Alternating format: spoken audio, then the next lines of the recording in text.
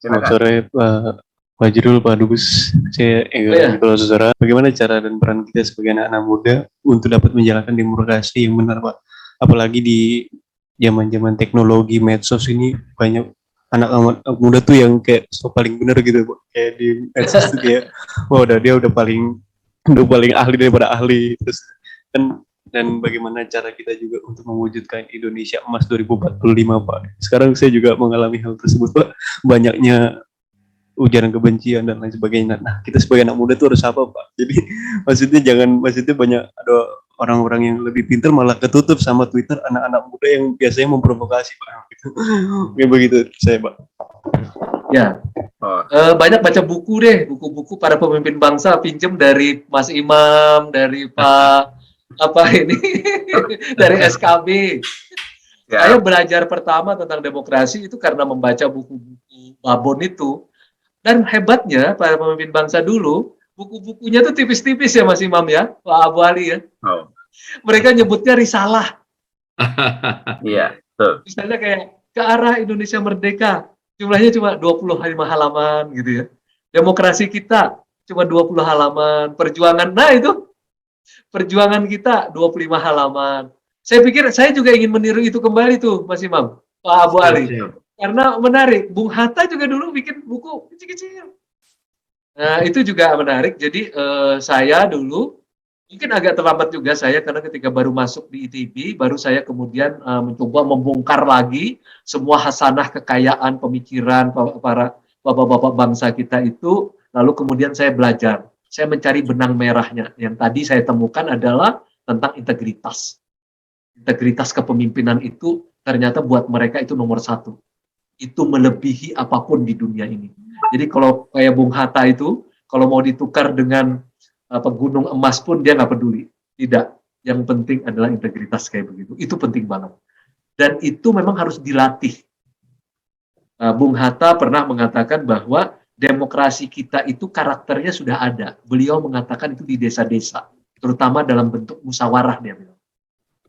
Jadi musyawarah di desa-desa itu menurut beliau adalah cermin dari demokrasi. Demokrasi desa, dan itulah yang menjadi beliau yakin bahwa di Indonesia ini bagaimanapun itu menarik menurut saya demokrasi kita itu. Beliau mengatakan kalaupun dulu ada demokrasi yang demokrasi terpimpin waktu itu ya, yang menurut beliau tidak yang kurang demokratis, lalu beliau selalu mengatakan itu tidak akan lama, dia akan tergantikan karena kita sudah memiliki karakter atau dasar-dasar demokrasi yang berasal di desa-desa kita. Dan itu memang benar kan? Kita hampir di desa-desa memiliki karakter-karakter sendiri untuk memecahkan masalah. Termasuk juga bagaimana kita memecahkan misalnya problem-problem terkait misalnya kayak pela gandum dan segala macam. Semua tempat punya cara-cara sendiri. Dan Bung Hatta itu sangat yakin bahwa dunia desa itu adalah dasar dari karakter demokrasi Indonesia. Nah, kalau untuk anak muda, ini sekarang memang menarik menurut saya, mungkin generasinya siapa ini? Nicholas ini, Ozora, ini generasi Z sebenarnya. Generasi Z itu generasi Z ini benar-benar baru berusia paling tua 25 tahun. Yang berarti di bawah itu 25 tahun berarti baru lulus S1 ya. Ozora sekarang usia berapa? 18 tahun, Pak. 18 tahun berarti masih generasi Z, Zilenial. Zilenial yang paling tua dari Zilenial itu 25. Yang dari milenial yang sukses itu salah satunya adalah Nadiem Makarim. Kalau saya dari generasi X.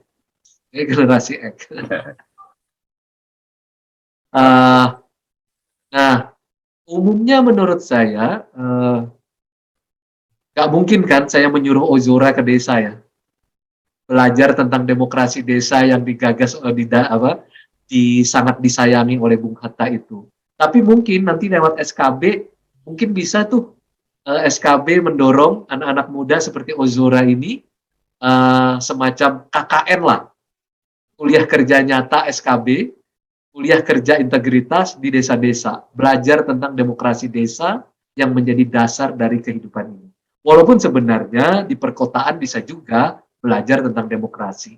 Tentu sekarang kan dengan adanya revolusi digital ini, orang-orang seperti Ozora ini merasa bahwa dia memiliki hak bicara, memiliki hak memproduksi apapun dan segala macam.